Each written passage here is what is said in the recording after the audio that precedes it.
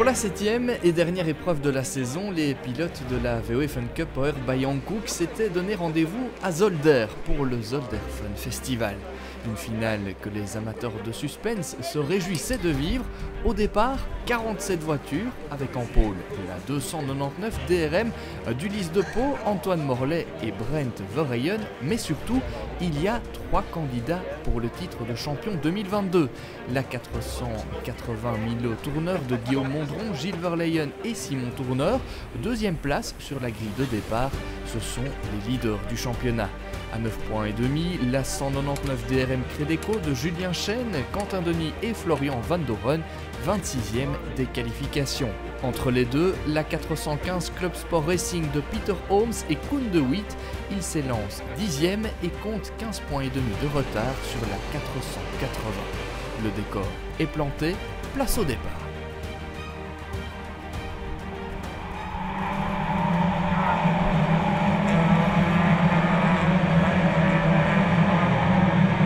En début de course, la piste est très légèrement humide, mais très vite, cela sèche. Pas le temps de tergiverser, il faut attaquer. Message reçu 5 sur 5 par Lorenzo Doniacuo. Avec la 489 Milo Racing, il prend les commandes jusqu'à la première salve de ravitaillement. Dans la lutte pour le titre, avantage à la 480 à l'heure de course, mais attention à la 199 qui figure déjà dans le top 10, au même titre que la 415, mais qui ne parviendra pas à faire mieux que 7e.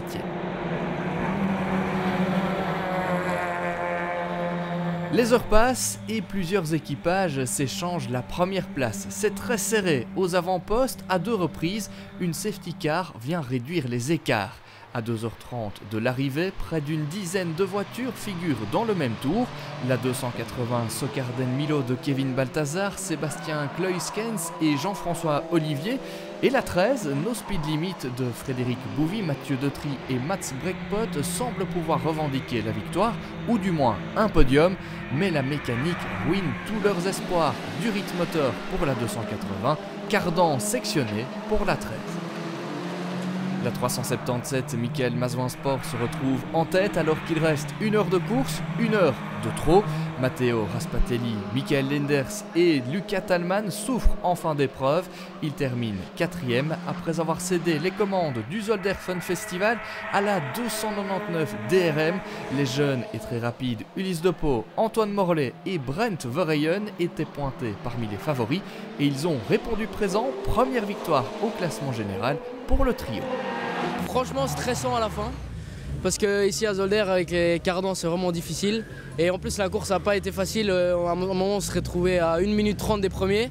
Et à la fin on a tout donné, franchement c'est top. En plus avec Ulysse franchement, et Brent, on a tous les trois fait un hyper bon job et vraiment hyper content.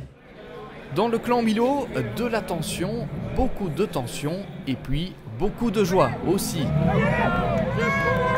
En terminant 2e dans le Limbourg, Guillaume Mondron, Simon Tourneur et Gilles Verheyen sont devenus champions. Sentiment de soulagement et de bonheur à l'arrivée. C'est vrai que la course a été longue, l'année était longue et les dernières minutes étaient encore plus longues. Donc je décomptais les minutes et puis la bagarre a été intense jusqu'au bout. J'ai essayé d'aller chercher Ulysse mais il était trop rapide et puis j'ai décidé d'assurer à la fin, pas de vibreur, rien du tout et on a assuré jusqu'au bout. Quelles sont finalement les clés? Qu'est-ce qui vous a permis de remporter ce titre cette année? Les clés. Finalement, notre régularité, on n'a peut-être pas été toujours les plus vite, mais on n'a pas fait d'erreur et ça a payé voilà, la dernière course. Le podium du jour a été complété par la 489 Milo Racing de Lorenzo Doniacuo, Marnix, Nick et Alexander Romerson. Fin de saison fructueuse pour les vainqueurs de l'Anneau du Rhin. Eux étaient venus avec l'intention de tout donner pour le titre au général, finalement sans succès. Julien Chêne, Quentin Denis et Florian Van Doren ont toutefois livré une très belle performance à Zolder. Récompense à l'arrivée, 5e place du meeting et vice-champion au général, mais surtout victoire et titre en fun et en pur, une saison exceptionnelle. Je dirais que la saison était incroyable.